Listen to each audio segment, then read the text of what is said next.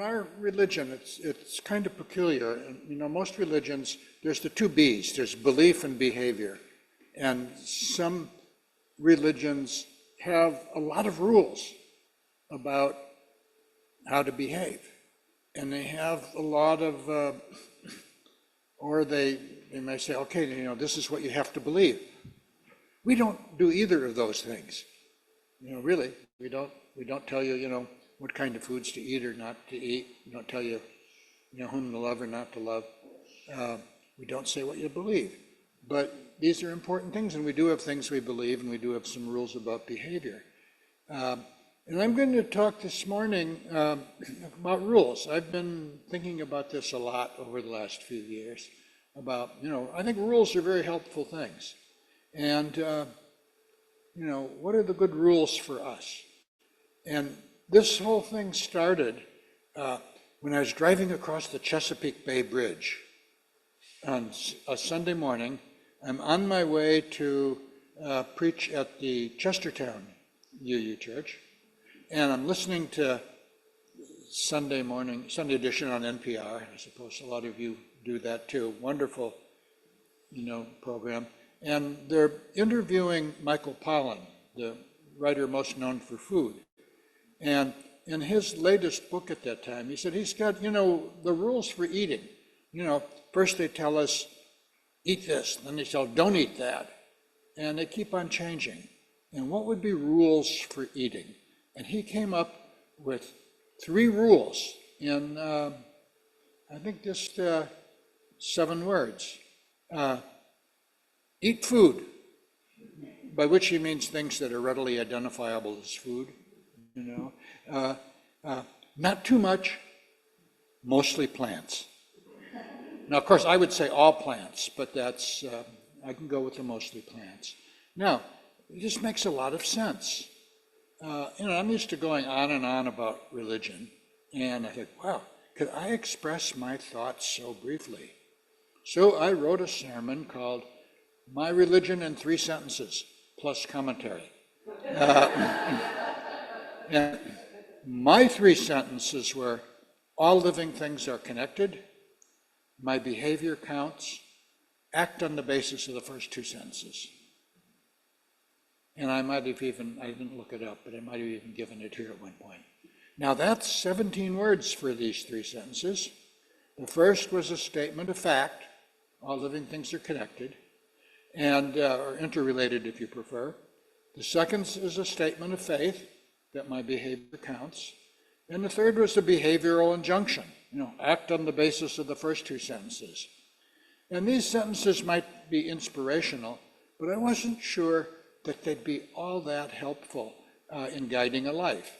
So I added a rule that I use in my own life. And that rule is an adaptation of what is commonly called the Golden Rule. And the version I use was written by Felix Adler, who founded our cousin denomination, the Ethical Culture Movement, or the Ethical Humanist Movement, as it's often called today. Back in the 19th century, he did this. Well, we attributed, the oldest version of the Golden Rule we have to Confucius, about 500 years before our Common Era. And it was sort of a negative version. Don't do to others what you wouldn't want done unto you. And then rather than, others, about 500 years after Confucius, the Jewish sage, Jesus, put it positively. Do unto others as you would have done unto you. And, that's an improvement, an evolution. It calls for you to do rather than to refrain from doing. But what Adler did was, he said, those versions start with your own preference. It would be better to start by considering what's best for the other. And so his version of it was, act so as to elicit the best in others and thereby in yourself. Act so as to elicit the best in others and thereby in yourself. And I've used that a lot in my life. And sometimes I don't know what would be the best for others, but it makes me think, don't make a jerk of yourself. Maybe that's another way of explaining this, I don't know what's going to be the best for somebody, but I know I can behave in a way that will bring out the worst in them and also bring out the best in me. So, and I bring this up a lot. I've probably said it to you quite a bit. Here's a rule to follow it, it will make your life better. Now, there are plenty of other versions of the Golden Rule, but the significant and very good things about all these versions from Confucius on is that they're all based on human relations. None of these versions involve a deity. There's no "thus saith the Lord" attached to any of them. They don't say believe, they say behave. They work whether or not you believe in a god or gods, whether or not you believe in future rewards and punishments, or whether or not you call yourself religious. They work. On the not so good side of the ledger, I don't find the traditional golden rules very inspirational, and they don't provide much guidance beyond transactions between individuals. Furthermore, the Golden Rule gives us no guidance on how to behave in our natural world. Today, we realize that our behavioral rules must include nature. Here we are, a member congregation of the Unitarian Universalist Association, which pledges to covenant and promote respect for the interdependent web of existence of which we are a part. And it's right there in the first few pages of your gray hymnal. What rule does our religion give us that would help us live respectfully in that interdependent web of existence? Well, the good news this morning is that I am going to offer 3 two-word rules. That's a total of 6 rules, folks, plus commentary, of course. So that, and after all this background, I am now ready, for my big reveal. And by the way, in my earlier sermon about, based on Paulin's 3 rules, which had 7 words, and then I added a few more for the Felix Adler Golden Rules, I spent 2,600 words talking about those 7 words. But here are my 3 sentences. Pay attention. Show respect. Exhibit gratitude. Pay attention. Show respect. Exhibit gratitude. So I've done whole sermons in each of these, but now let's just take a little look at these 3 sentences. Sentence number 1, first 2 words. Pay attention. For years, I've been telling congregations that I thought the 2 words, pay attention, should be on the front wall of your meeting room. You've got good words, but and I don't just mean pay attention to the speaker, because I know you do that. I think this is an essential, fundamental message of religion, of any religion, not just ours. Pay attention to the world around you. Pay attention to the people in your life. Pay attention to nature. Pay attention to yourself. I believe that paying attention, of purposeful observing, is essential to our faith and to our way of life as people of the liberal religious persuasion. All the version of the Golden Rule that I talked about require pay attention, require observation of both the other and yourself. Who are you and who is your neighbor? What are your likes and dislikes? What behavior will elicit the best in the other, and thereby in yourself? Yet, we blunder through life unaware of what is around us. This is true of our physical surroundings and what we might call our moral or ethical surroundings. Even when we look, we might not see. Rabbi Abraham J. Heschel, a great Jewish philosopher, companion of Martin Luther King back in the day, made the profound observation, there's that word again, several years ago. He used sight, but any of the senses could work. Heschel wrote that what impairs our sight are habits of seeing as well as the mental concomitants of seeing. Our sight is suffused with knowing instead of feeling painfully the lack of knowing what we see. The principle to be kept in mind is to know what we see rather than to see what we know. Let me say that last time again. The principle to be kept in mind is to know what we see, not just see what we know. We observe with our eyes, with our ears, with all our senses. Some of us are keen observers, some of us not so keen. We need to share our skills. Indeed, I think just showing up here on a Sunday provides lessons in ethical observation. You're learning every Sunday. The good news is that we can train our senses to pay attention to what we observe. We can train our senses. Many, in fact, occupations and professions do just that. There are people in this room, teachers, social workers, therapists of various kinds, healthcare providers, who could run a workshop about observation. Some of the keenest observers I've known are the people who ran the daycare center for my daughter when she was very little. And she would come in the morning, oh, Emily, new shoes, but you need to tie them. And what's that mucus like under your nose? Is it cloudy or clear? These are people who know how to observe. There are people here who know about nature. At my congregation, in Baltimore, which is a downtown congregation, there are people who come into the street for coffee and refreshments and maybe some spare change, and they are extremely keen observers. As we engage with them, do we know what we see, or are we just seeing what we think we know about these people who come in off the street? Pay attention to Earth, to nature, to our natural world. We've had this heat wave in the summer. What does that tell us? Listen to the Earth, watch the Earth, feel the Earth, pay attention to the Earth. Hear the meaning in the silence of frogs.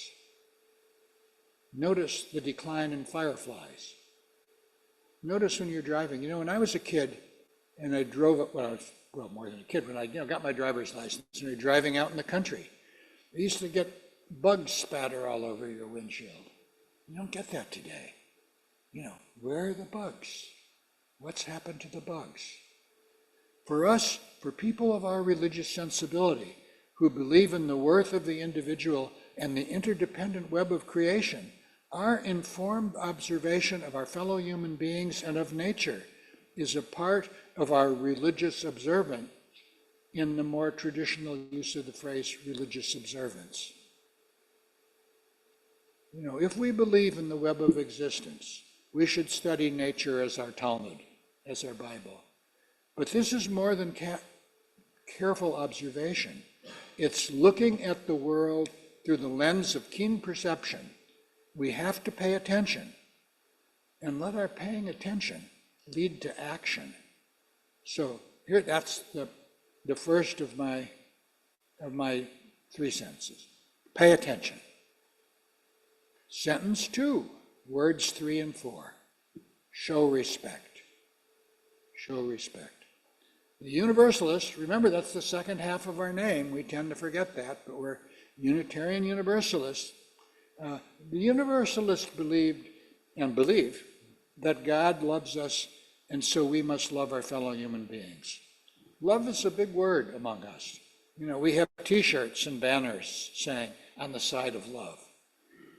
I've got one of the older ones that says, standing on the side of love. We just do it on the side of love now, appropriately so.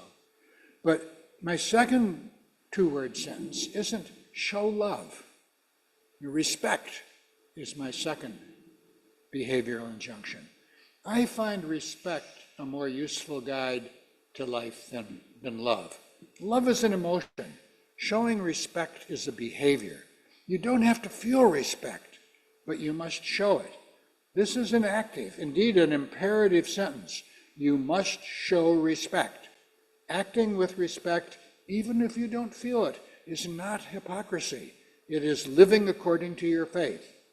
And of course, you don't have to show respect for behavior that is not respectable, but you I would argue, must show respect to that person. Here's an example, actually two examples.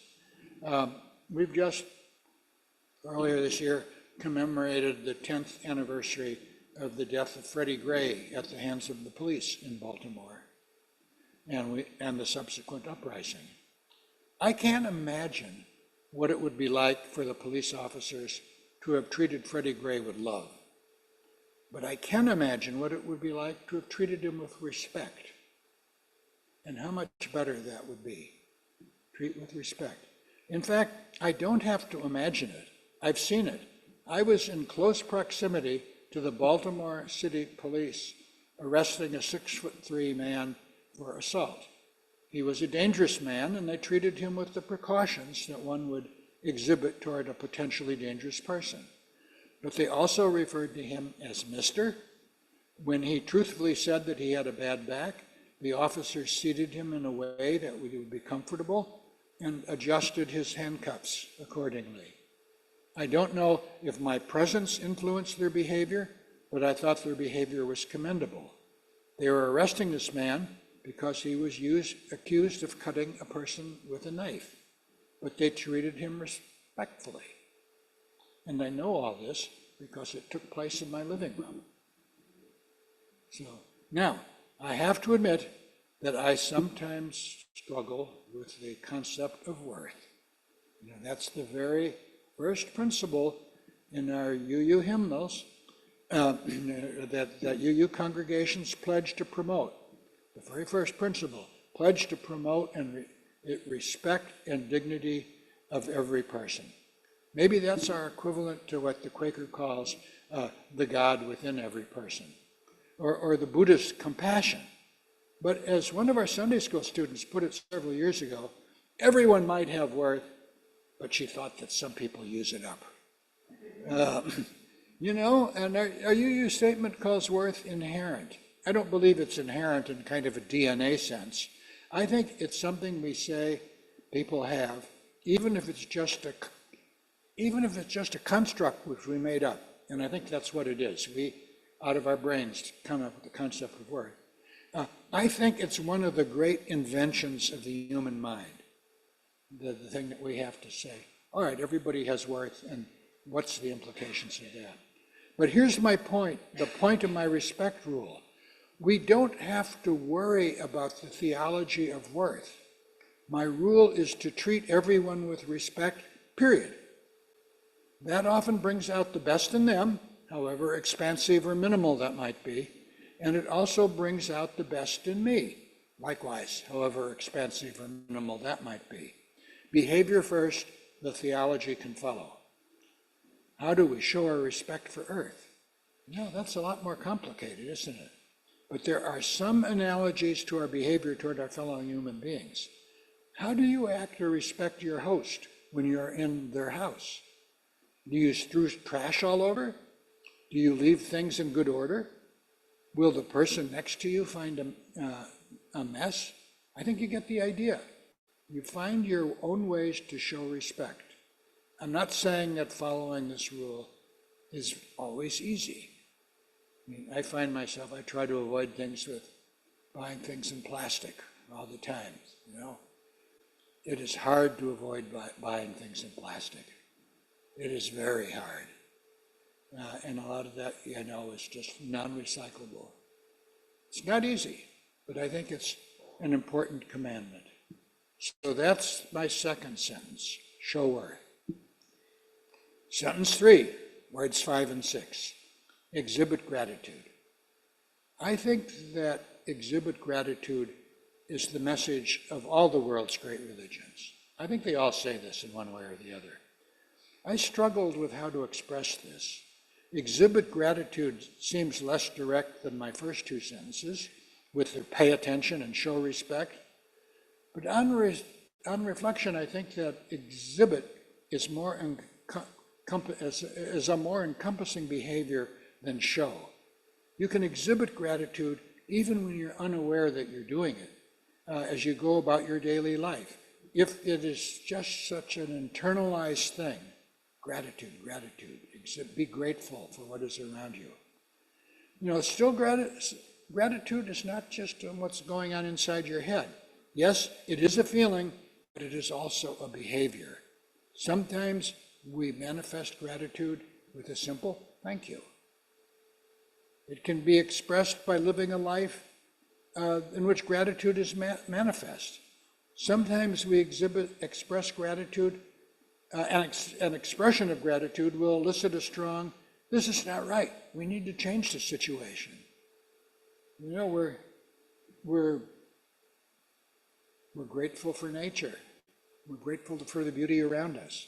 We see things that are destroying it. How do we express our feeling of gratitude? And it's, you know, I owe a debt of gratitude to this planet that it has been my home for 84 years. Actually, it clicks up a notch in January, and it's gotten me, you know, sort of feeling like a kid where, you know, they say, oh yeah, I'm 12 and a half, you know, and that sort of half-decade click is, you know, it's just, but it's been my home. You can thank a person, but how do you express your gratitude toward this planet, which as far as we know, is the only place in the universe where we human beings can live life unaided by artificial environments. This is the only place we have. You know, some people want to go to Mars, and there's one of them I might want to send there. But you know, this is it, folks. This is all we've got. And you know, though we are the dominant creatures on this planet, we are, and I'm quoting here, but a tiny part of an enormous context. A tiny part of an enormous context.